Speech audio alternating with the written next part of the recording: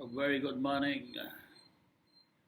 And there is something I would like to state literally as a conditioned precedent to my short verbal articulation today. And the anecdote is entirely from the Holy Scriptures, the Upanishads. Well, my mom has been a hugely successful florist for over 45 years, and all the time she works with ferns.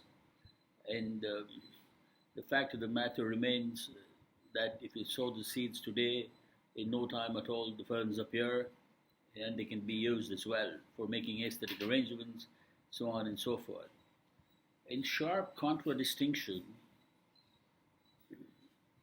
when you sow the seeds for bamboo, 1 year passes by, 2 year passes by, 3 year passes by, 4 year passes by, then you start to question the horticulturists, you start to question the soil conditions, you start to question everything, including rainfall and stuff like that, forces of nature, and then suddenly at the end of the fifth year, it sprouts, and within 6 months, it shoots up 30 feet and so on and so forth. Now, in many ways, this is emblematic of both spirituality and temporality, because when the roots are firm, as in the bamboo, when your foundations are rock solid, there's only one way in which you can grow, and that is up, up, and up. The condition precedent for that kind of growth is a rock solid foundation. Unfortunately, given the moral bankruptcy of our corporate and political leaders, most of whom have no backgrounds worth talking about, the entire issue to do with empowering stakeholders, be they corporate or political in the form of voters, is something which very few people address. They take it for granted. In fact, most shareholders in the cases of companies don't even bother about the moral bankruptcy of the corporate honchos. The ends justify the means, and any which way when they make money, that's all they want. There are exemplars across geographies to state this, and I don't want to harp in on one or two because almost every company is an exemplar of this, the varying degrees, of course. What does this point to? This points to A, moral bankruptcy, as I just pointed out, and B, that almost everybody in the world wants a quick fix solution. Nobody is interested in sustainable development or in value addition, which is based on the precepts of righteousness and fair play.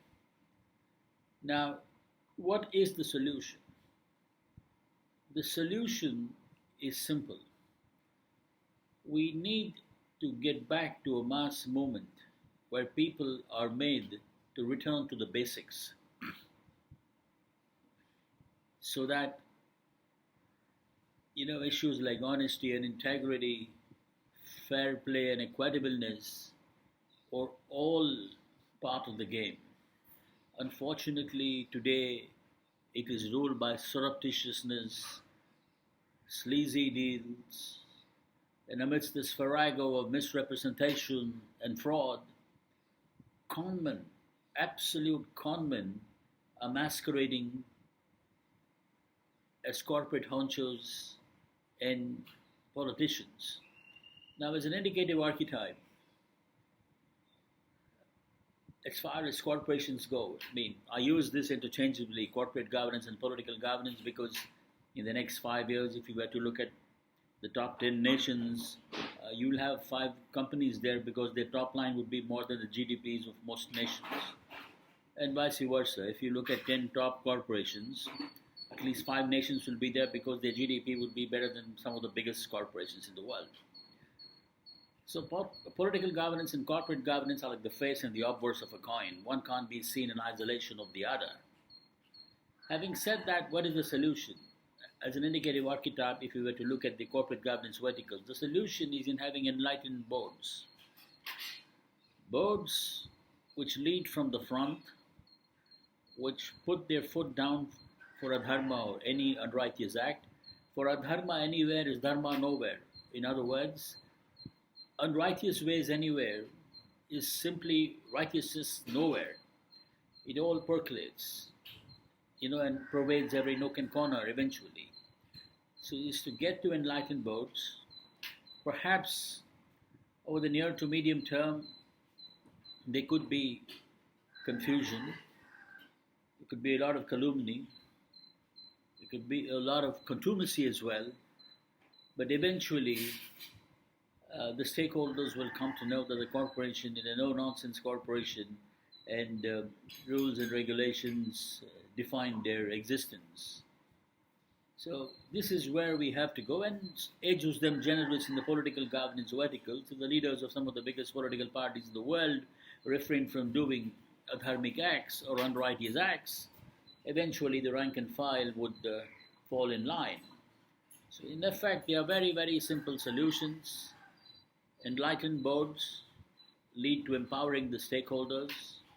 An enlightened leadership in the political governance realms leads to voters who would eventually be much better off in the medium to long term. Initially, of course, there could be a lot of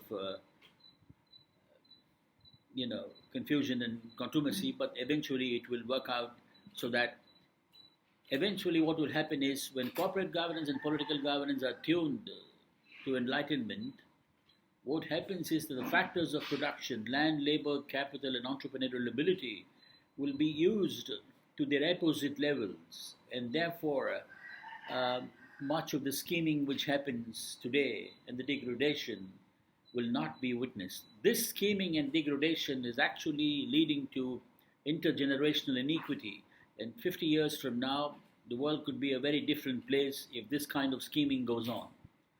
So it's up to all of us, each one of us, because all of us at some level are stakeholders of various corporations, and all of us are voters in one nation or the other, and therefore are stakeholders from a political perspective as well. So the change actually begins with us as well, in the sense that we can decide to patronize companies and politicians who follow the dharmic or the righteous method.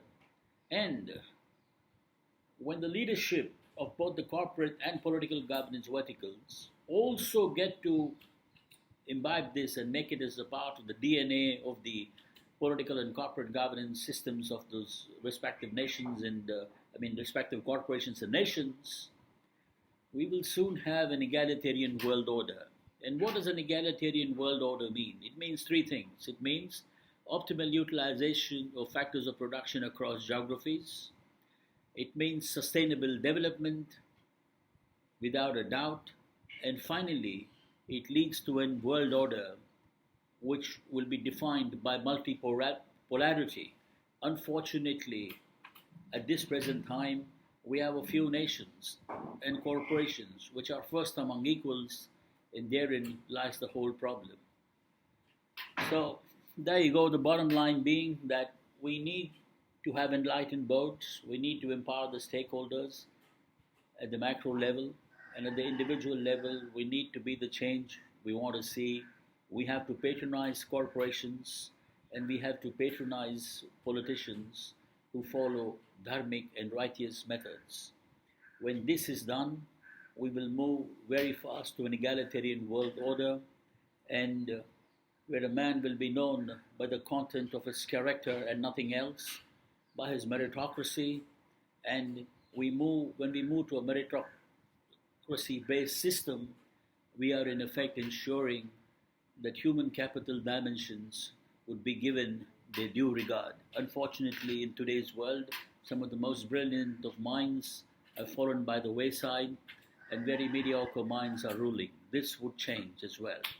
So there you go. This is my humble supplication for now.